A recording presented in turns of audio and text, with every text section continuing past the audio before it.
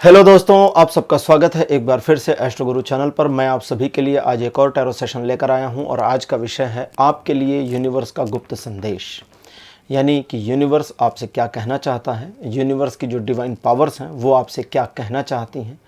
कुछ ऐसा है जो वे आपको इंडिकेट करना चाहती हैं, बताना चाहते हैं और अभी तक आप उसे नहीं समझ पाए हैं। इसी पर आज की टैरो रीडिंग बेस्ड है। आज की रीडिंग के लिए 2 पाइल्स को बनाया गया है जिनके सिंबॉलिक्स आपकी स्क्रीन के ऊपर अब एक साथ दिखाए जा रहे हैं। पाइल नंबर 1 त्रिशूल, पाइल नंबर 2 रुद्राक्ष। ये 2 सिंबॉलिक्स जो डिवाइन सिंबॉलिक्स हैं, भगवान शिव से सीधे संबंधित हैं, आपके सामने आपकी स्क्रीन पर हैं। दोनों में से जो अच्छा लगे या सबसे पहले आपको आकर्षित करे उसे अपनी पाइल मानिए। अकॉर्डिंगली आज की रीडिंग को देखिए, ये आपके साथ रेजोनेट करेगी। हर बार की तरह इस बार भी टाइम स्टैम्प्स को डिस्क्रिप्शन और कमेंट सेक्शन दोनों जगह दिया गया है ताकि आपको सुविधा हो जाए। अपनी पाइल की रीडिंग पर डायरेक्ट पहुंचने के लिए टाइम स्टैम्प पर क्लिक कर दीजिए, वीडियो आगे चला जाएगा और आप डायरेक्टली अपनी पाइल की रीडिंग पर पहुँच जाएंगे। जो लोग आज मुझसे पहली बार जुड़े हैं उनका एस्ट्रो गुरु चैनल पर मैं बहुत बहुत स्वागत करता हूं। आप सभी इस चैनल को सब्सक्राइब जरूर करिए, बेल आइकन को भी प्रेस करिए, क्योंकि जब आप बेल आइकन को प्रेस करेंगे तो नए वीडियोस की नोटिफिकेशन आपके फ़ोन पर आनी शुरू हो जाएंगी। और मेरे रेगुलर व्यूवर्स और सब्सक्राइबर्स, आप सभी के सहयोग और प्यार के लिए बहुत बहुत आभार। आगे बढ़ने से पहले आपको बता दूं कि मैं एक प्रोफेशनल एस्ट्रोलॉजर, एक प्रोफेशनल टैरो रीडर भी हूं। तो आपकी स्क्रीन पर ये नंबर जो आ रहा है इसके ऊपर आप संपर्क कर सकते हैं। अगर आपको अपने लिए एक पर्सनल टैरो रीडिंग सेशन चाहिए या अपनी कुंडली आप मुझे दिखाना चाहते हैं, ये व्हाट्सएप नंबर है, तो इस पर कॉल नहीं करना है, इस पर मैसेज करिए। मैसेज के थ्रू सारी इन्फॉर्मेशन मेरी टीम मेंबर आपको प्रोवाइड करेगी और आपकी हेल्प करेगी मेरे साथ आपके सेशन को बुक करने में। तो चलिए आज की रीडिंग को शुरू करते हैं और आपकी पाइल में मिलते हैं।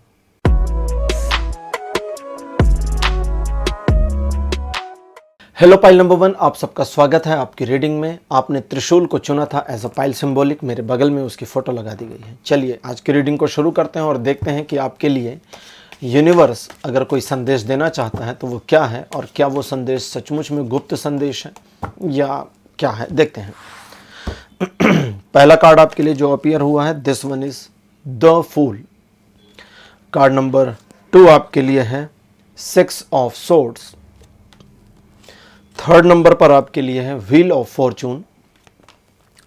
कार्ड नंबर 4 आपके लिए है 8 ऑफ वॉन्ड्स और अंतिम कार्ड आपके लिए अपीयर हुआ है 2 ऑफ सोर्ड्स। तो 5 कार्ड्स आपके लिए अपीयर हो चुके हैं traditional tarot deck rider white से। जीवन में बहुत सारी गलतियां कर चुके हैं, अपनी पुरानी गलतियों पर आपको पछतावा भी है। बहुत सारी मुश्किलों को भी आपने मैनेज किया है और भाग्य ने आपको कहीं साथ दिया और कभी कभी नहीं दिया। मोस्टली तो साथ नहीं दिया है, ये दिखता है। वर्तमान में आपको ऐसा प्रतीत हो सकता है कि चीज़ें आपकी समझ में आ रही हैं। अब आप क्या करेंगे, क्या करना चाहते हैं, उसके लिए सिचुएशन सपोर्ट कर रही है, लेकिन भविष्य को लेकर के एक कन्फ्यूज़न वाली स्थिति और एक इनसिक्योर फीलिंग नज़र आती है।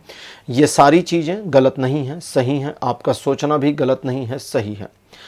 आज की हमारी रीडिंग है कि यूनिवर्स का आपके लिए गुप्त संदेश। तो यूनिवर्स आपको जो सबसे गुप्त संदेश देना चाहता है वो ये कि भाग्य को सही ढंग से इस्तेमाल करो, क्योंकि अगर आप अपने भाग्य को सही ढंग से इस्तेमाल नहीं करेंगे तो सिचुएशन उस लेवल पर ग्रो नहीं होगी जिस लेवल पर ग्रो हो जानी चाहिए। और ये इनसिक्योर फीलिंग जो करंट में बनी है ये कंटिन्यू बनी रहेगी। आपको ये समझना होगा, यूनिवर्स ने आपको पहले भी कई संकेत दिए हैं जहां पर आपने धोखे खाए, एक बात है, लेकिन यूनिवर्स ने आपका स्वयं पर जो आत्मविश्वास था वो बनाए रखने में मदद करी। आपके जीवन में एक से ज़्यादा मुश्किलें आईं। ऐसा समय भी आया जब मुश्किलें लगातार बनी रहीं, एक के बाद एक समस्या है आती हुई दिखती रही और उसके बावजूद सिचुएशन आपको फेवर कर गई, सपोर्ट कर गई। न सिर्फ सिचुएशन आपको सपोर्ट कर गई बल्कि उन मुश्किलों को आपने अगर ध्यान दिया होगा तो कई सारी प्रॉब्लम्स ऑटो डिसॉल्व हो गई। अब यूनिवर्स इससे ज़्यादा आपके लिए क्या करे कि वो आपकी प्रॉब्लम्स को भी हटा रहा था। वर्तमान परिस्थिति की ही बात कर लें, अभी आपको जो लगता है कि चीज़ें आपके पक्ष में हैं, आप सिचुएशन को मैनेज कर सकते हैं तो ये एक तरीके से आपको दिया गया है, एक तरीके से ये आपके पक्ष में लाया गया है। लेकिन आपकी स्वयं की नकारात्मकता है जो आपको न सिर्फ इनसिक्योर करती है बल्कि फ्यूचर के लिए आपको एक नेगेटिव माइंडसेट भी देती है। तो स्वयं के ऊपर काम करना होगा। आप स्वयं पर काम नहीं कर पा रहे। आपने पिछले कुछ समय में, पिछले कुछ महीनों में या साल में आपने जिस चीज़ को सबसे ज़्यादा लूज़ किया है वो है अपने ऊपर विश्वास करना। यहाँ मामला आत्मविश्वास का नहीं है, क्योंकि आत्मविश्वास तो आता जाता रहता है, कभी रहता है और कभी नहीं रहता है। हो सकता है 2 दिन, 4 दिन, 10 दिन आपका आत्मविश्वास चले, ये सभी के साथ होता है। और हो सकता है 2 दिन, 4 दिन के लिए आत्मविश्वास चला जाए, फिर वापस आ जाए। तो मोटिवेशन, डिमोटिवेशन चलता रहता है, लेकिन आपका स्वयं पर जो भरोसा है वो स्थिरता होती है, स्थिर रहना चाहिए।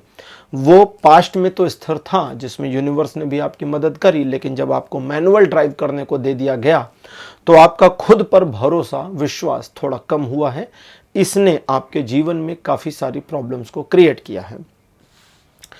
आज की ओरेकल डेक लेते हैं जो है गॉड्स एंड गॉडेस, और देखते हैं कि ओरेकल डेक क्या इन्फॉर्मेशन देती है। अकॉर्डिंगली हम समझेंगे कि यूनिवर्स के इस संदेश को, इस गुप्त संदेश को जो अब रिवेल हो चुका है कि आपको अपना भाग्य सही तरीके से इस्तेमाल करना होगा, आपको क्या करना चाहिए, हम इन चीज़ों को देखते हैं। पहला कार्ड आपके लिए है यम। यम यमराज हैं जो मृत्यु के देवता हैं।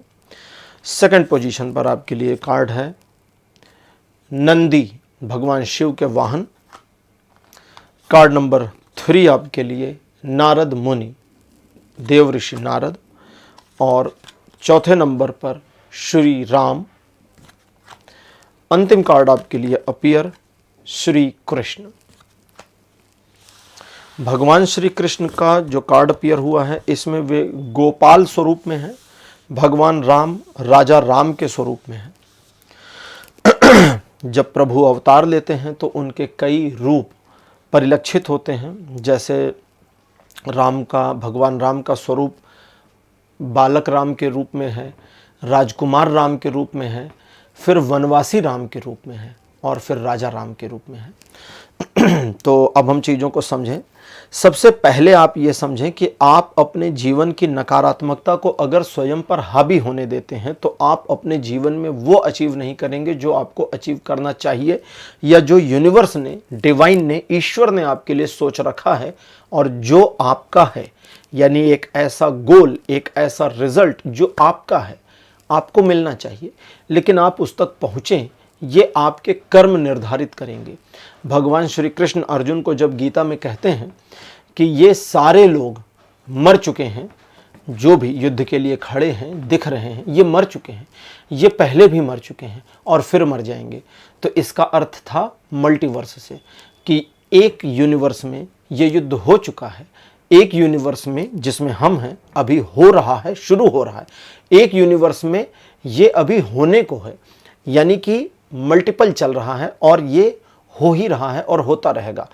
तुम्हारे रोकने से पार्थ रुक नहीं जाएंगी चीज़ें, और तुम्हारे करने से हो नहीं जाएंगी। भगवान राम के संबंध में भी जो कथा आती है, हनुमान जी को भगवान राम ने मल्टीवर्स के बारे में इंफॉर्मेशन दी थी कि हर बार, एक तो उसमें 2 चीज़ें हैं, एक तो है कि अनंत ब्रह्मांडों में अनंत राम है, और दूसरा कि हर कल्प में जब 24वां त्रेता युग आता है तो राम का जन्म होता है। हर कल्प में, कल्प मतलब ब्रह्मा जी का एक दिन, एक कल्प, उसको कल्प कहते हैं, उनका डे नहीं होता, उसे कल्प कहते हैं, ठीक है। और एक कल्प में 1000 चतुर्युग हो जाते हैं। लेकिन 24 नंबर के त्रेता युग में राम भगवान का जन्म होता है। 28वें द्वापर में भगवान कृष्ण आते हैं, और अभी हम जो एग्जिस्ट कर रहे हैं, हम 28वें कलयुग में हैं, ठीक है। इससे पहले 27 कलयुग बीत चुके हैं, अभी बहुत सारे आने बाकी हैं। तो यम जो कार्ड हमारा है यमराज का, वे कहते हैं कि पास्ट को भूल जाओ, पास्ट की चीज़ों से नाता को तोड़ो, क्योंकि अगर अपने नाते पास्ट से बनाए रखते हैं और पुरानी चीज़ों में इन्वॉल्व रहते हैं तो प्रेजेंट मैनेज नहीं होगा। नंदी जी का कार्ड वे कहते हैं भाग्य को अपनी नियति समझो। भाग्य को कैसे मैनेज करना है ये हमें समझाएंगे ओरेकल कार्ड्स। कहते हैं भाग्य को अपनी नियति समझो, लेकिन नियति को अपनी नियति मत समझो। ये थोड़ा विरोधाभासी हो गया कि भाग्य तो आपकी नियति है, जो भाग्य में है वो मिलेगा, उससे कम और ज़्यादा नहीं मिलेगा।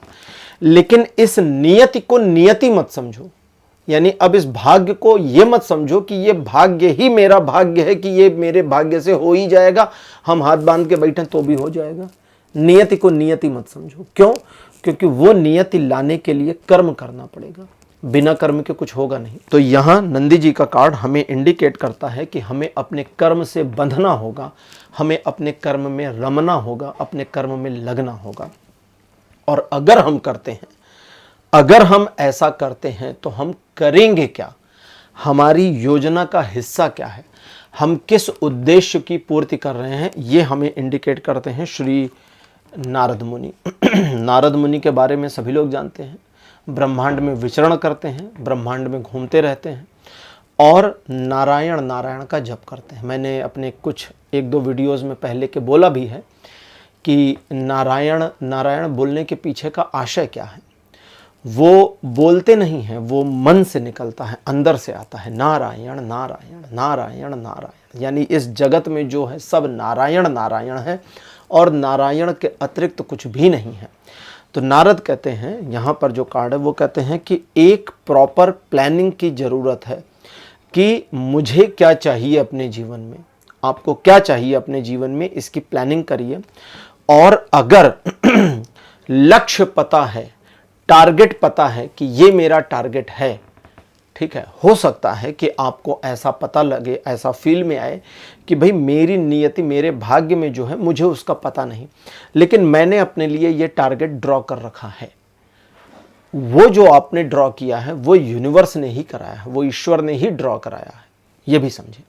और ईश्वर ने ही उस टारगेट को रचने में मदद करी है, तो उसे प्राप्त करने में भी मदद करेंगे। और भगवान राम का कार्ड और भगवान कृष्ण, ये दोनों कार्ड एक साथ इंटरप्रेट करते हुए कहते हैं कि जब एक बार अपने लक्ष्य के बारे में जानकारी हो जाए तो बहुत मृदुलता और सरलता के साथ, अपने आप को हाइपर टेंशन में लेकर के नहीं, बहुत ईजनेस के साथ आगे बढ़ना है, सिचुएशन में ग्रो करना है और अपने टारगेट को अचीव करने की कोशिश करना है। यूनिवर्स चाहता है कि आप अपने भाग्य को सही तरीके से इस्तेमाल करें, जिसे अभी तक इस्तेमाल नहीं किया गया है।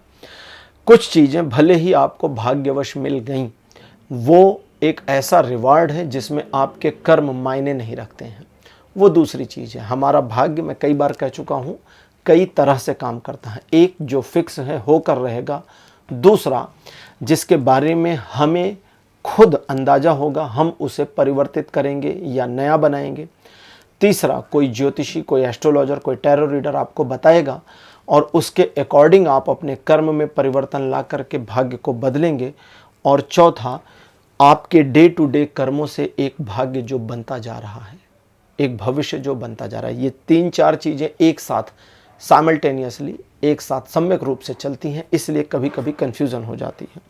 तो राजा राम कहते हैं कि स्वयं में स्वयं के प्रति आत्मविश्वास की ज़रूरत है। वही आत्मविश्वास जो पहले खो गया था उसे लाना होगा वापस, और एक बार आत्मविश्वास आ गया तो उसे हिलने मत देना, हटने मत देना, क्योंकि उस आत्मविश्वास पर चलकर ही तुम तुम्हारे लक्ष्य को प्राप्त कर सकोगे। और श्री कृष्ण कहते हैं कि इस पूरे मामले में ध्यान रखना कि तुम बहुत गंभीर ना हो जाओ, तुम बहुत कड़क ना हो जाओ, तुम बहुत तनाव में ना आ जाओ।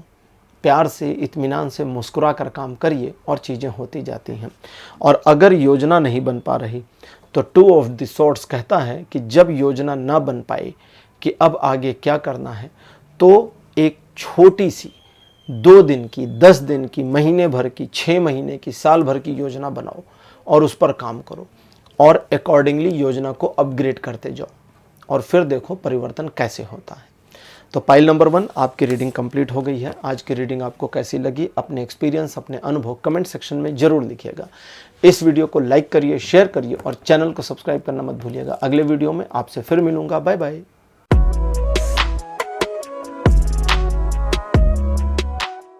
हेलो पाइल नंबर 2, आप सबका स्वागत है। आपकी रीडिंग में आपने रुद्राक्ष को चुना था। मेरे बगल में रुद्राक्ष की फोटो लगा दी गई है। चलिए शुरू करते हैं।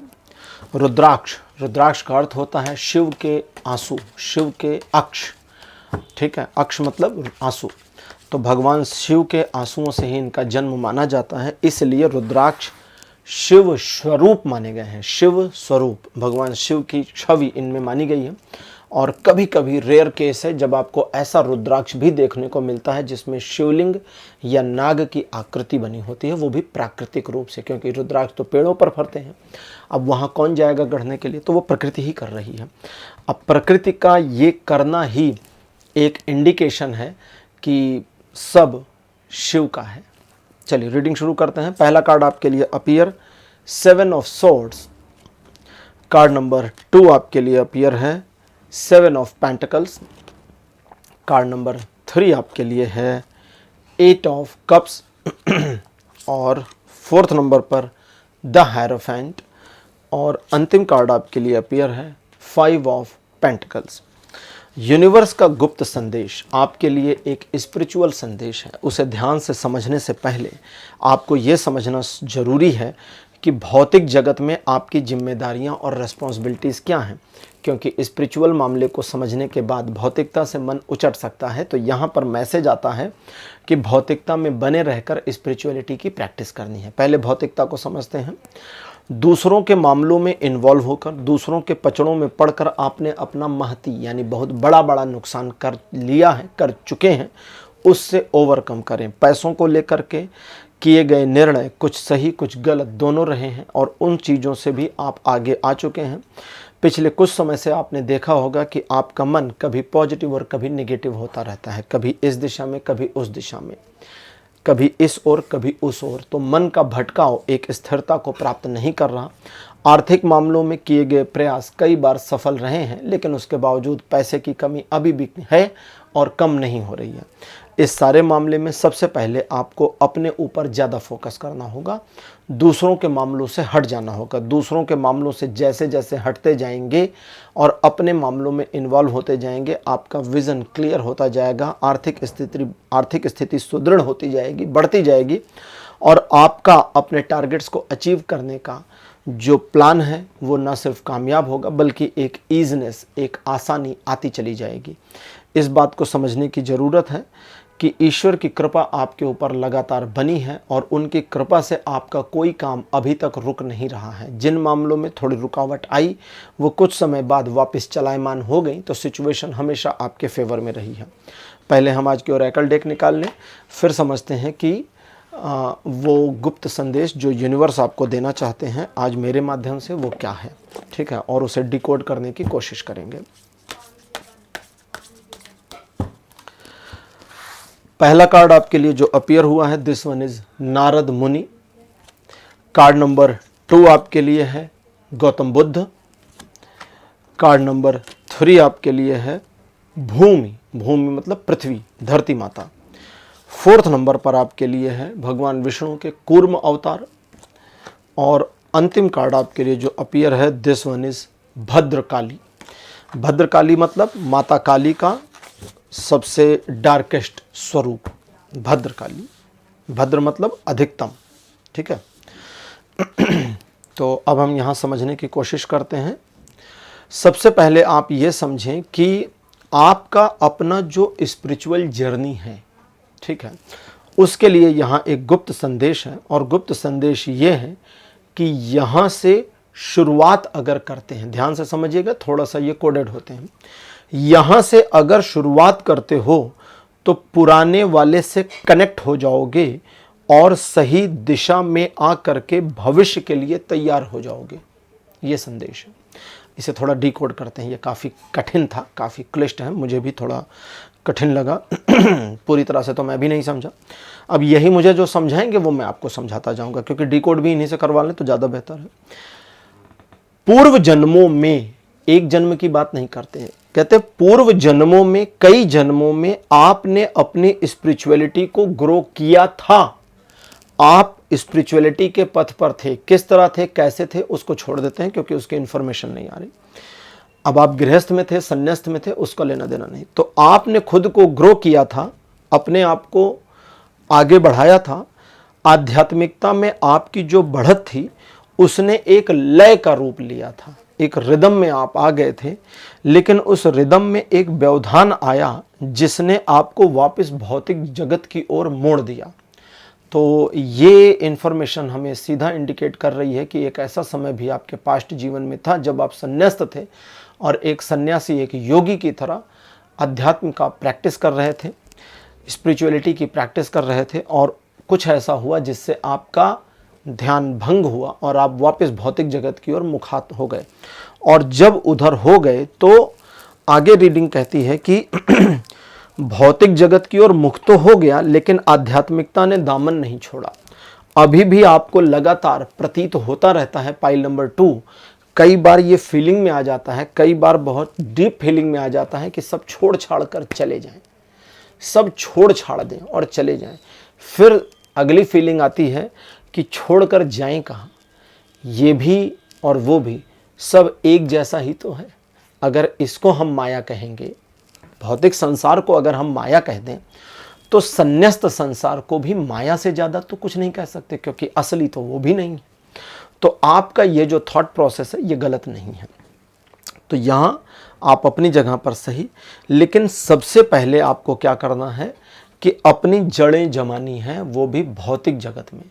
अगर जमा चुके हैं तो ठीक, और नहीं जमाए हैं तो जमाइए, पैसा कमाइए, परिवार बनाइए और इस भौतिक जगत के रस को स्वीकार करिए, यानी कि एंजॉय भी करिए। भूमि माता कहती कि एंजॉय भी करो, इसका सेलिब्रेशन भी करो, क्योंकि यहीं से तुम्हारे अध्यात्म की ओर बढ़ने की दिशा शुरू होगी। अब सवाल उठता है कि हम यहाँ से शुरू कैसे करेंगे, और शुरू करेंगे तो पास्ट में कनेक्ट कैसे होंगे, और कनेक्ट होंगे तो फ्यूचर की राह कैसे बनेगी। ये थोड़ा मुश्किल हो गया, अब इसे समझते हैं। जब कहते हैं कि इसे शुरू करो, तो इसका मतलब है कि अपने स्पिरिचुअल प्रैक्टिस को लेकर के एक रूटीन बना लो, एक रूटीन प्रोसेस बनाइए। उस रूटीन प्रोसेस को बनाने में अगर कोई समस्या पेश आती है तो गुरु की मदद लीजिए। एक ऐसा व्यक्ति जिसे आप गुरु मानते हैं, या जो गुरु, कई बार होते हैं कि हमें गुरु मिल जाते हैं, कई बार होता है नहीं मिलते हैं। तो एक ऐसे व्यक्ति जिन्हें आप गुरु मानते हैं, अगर वे आपके जीवन में हैं, आपको मिल गए हैं, तो उनका मार्गदर्शन लीजिए कि आपको क्या करना है। और अगर गुरु नहीं मिले हैं तो कहते हैं कि अपने इष्ट देव का मतलब जिनकी ओर भगवान का वो रूप, ईश्वर का वो स्वरूप जिसकी ओर आपका मन ऑटोमेटिक चला जाता है, आपसे पूछे बिना मन चला जाता है। आप भक्ति किसी की भी करें, कई बार ऐसे लोग होते हैं, शिव भक्त होते हैं, दिल हनुमान जी की ओर ऑटोमेटिक जा रहा, हनुमान भक्त होते हैं, दिल शिव जी की ओर जा रहा, बिना पूछे।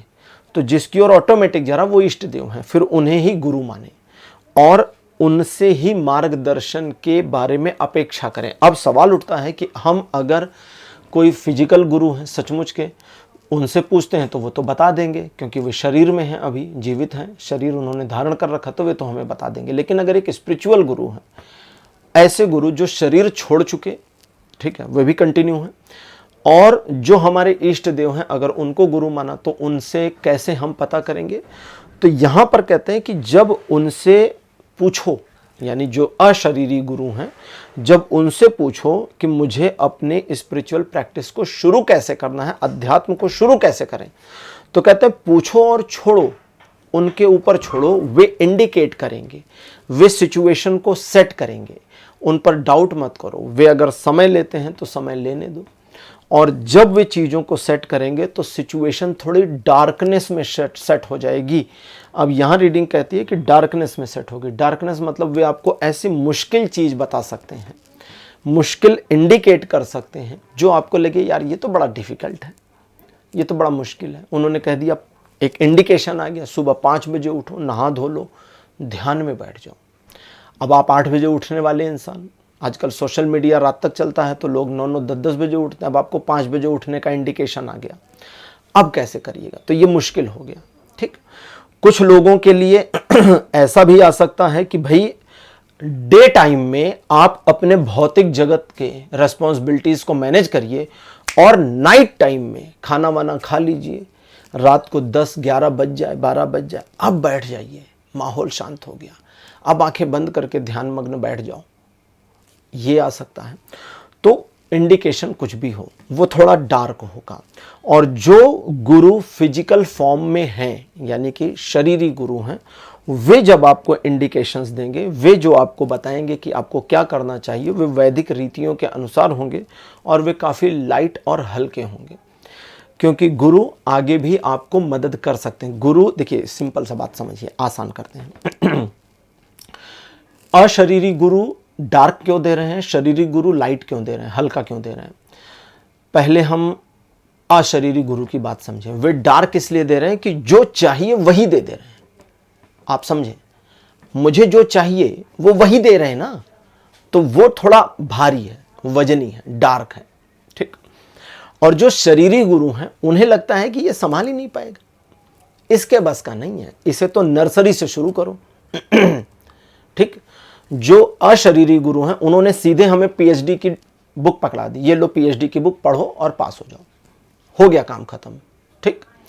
लेकिन जो शरीरी गुरु हैं उनके अनुसार हम अभी शुरू कर रहे हैं या शुरू करने वाले हैं, तो वे हमें धीरे धीरे धीरे धीरे एक एक सीढ़ी चढ़ाना शुरू करेंगे, ठीक। इसका फर्क पड़ता है। जैसे एक पुरानी जापानी कहानी है जिसमें एक शिष्य था, नाम है बोजुकू। कहानी में है कि गुरु ने, इस कहानी का लिंक हम डिस्क्रिप्शन में डाल देंगे, आप पूरी सुन लेना। कहानी में था कि गुरु के हजारों शिष्य थे, बोजुकू एक था।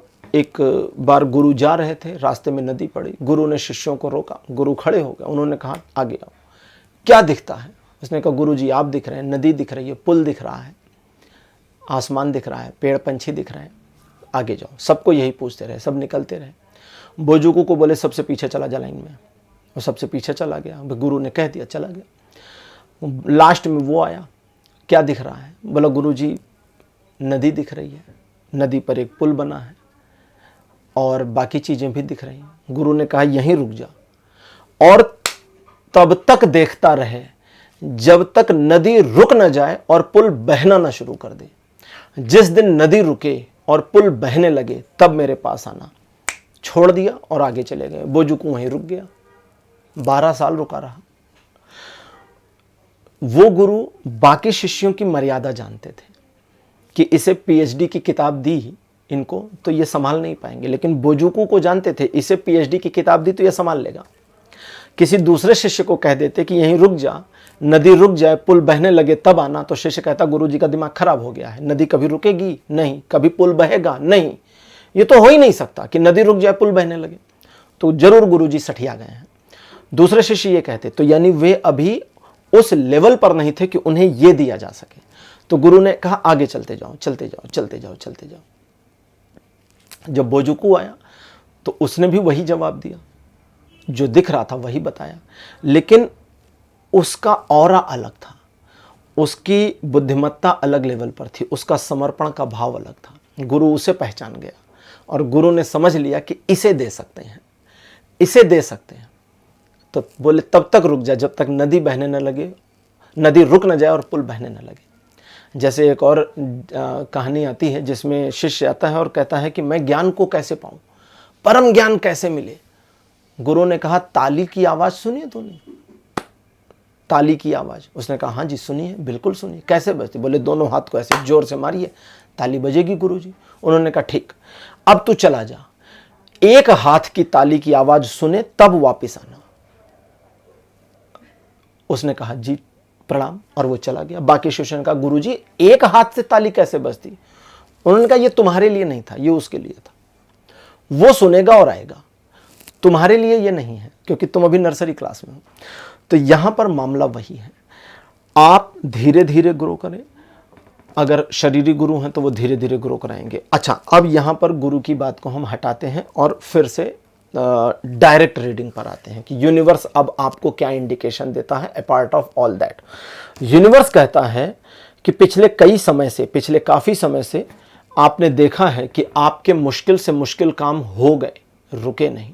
आपने देखा है कि चीज़ें आपके पक्ष में आ गई, मुड़ी नहीं, और उन चीज़ों में जिसमें थोड़ी प्रतीक्षा ज़्यादा हो गई थी वो भी आपको सपोर्ट कर गई, हटी नहीं। ये सब हमने किया, यानी यूनिवर्स कहता है ये सब हमने किया। क्रेडिट ले रहे हैं यूनिवर्स। यूनिवर्स का मतलब ईश्वर की शक्ति, ठीक है, सिंपली ऐसा समझें।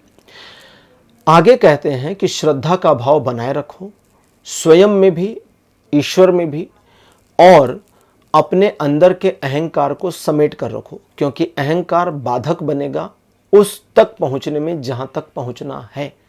तो अहंकार से हट जाइए। और अगर कुछ भी नहीं है, लास्ट में मेरे मन में आया कि जो लोग बिल्कुल गुरु को नहीं पा सकते, अशरीरी शरीरी दोनों नहीं मिल पा रहे, फिर उनके लिए क्या है? उनके लिए है कि सबसे पहले मोह से हटिए, पैसा कमाइए, परिवार के साथ रहिए, फिल्में देखिए, अच्छे कपड़े पहनिए, लेकिन मोह से हट जाइए। ये सब मेरा नहीं है, बस इस बात को जानिए। और सीधी सी बात है, क्या आपका है? जो कुछ आप अभी इस्तेमाल कर रहे हैं ये सब एक दिन यहीं छूट जाएगा, आप कुछ लेके नहीं जाओगे। इवन शरीर लेके नहीं जा सकते यार, सामान तो ऐसी की तैसी में गया, शरीर हम लेके नहीं जा पाते, बॉडी भी छूटती है, केवल हम ही निकलते हैं। तो कहते हैं कि मोह को छोड़ो, जितना मोह छूटेगा और अध्यात्म की ओर कदम आगे बढ़ेंगे, चीज़ें ऑटोमेटिक रिवेल होने लगेंगी कि क्या, कैसे, कितना, कब करते जाना है, और वो करते जाइए। अब सबसे लास्ट में, अगर अशरीरी गुरु हैं तो बातें अशरीरी गुरु से शेयर करनी है। अगर कोई गुरु नहीं है तो किसी से शेयर नहीं करना है, लेकिन गुरु की खोज करनी है, क्योंकि गुरु बहुत आवश्यक हो जाते हैं।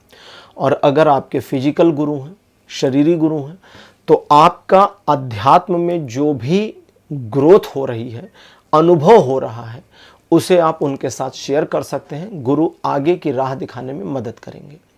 तो पाइल नंबर 2 आपकी रीडिंग कंप्लीट हो चुकी है। आज की रीडिंग आपको कैसी लगी? अपने एक्सपीरियंस, अपने अनुभव कमेंट सेक्शन में जरूर लिखिए। इस वीडियो को लाइक करिए, शेयर करिए और चैनल को सब्सक्राइब करना मत भूलिएगा। अगले वीडियो में आपसे फिर मिलूंगा। Bye bye.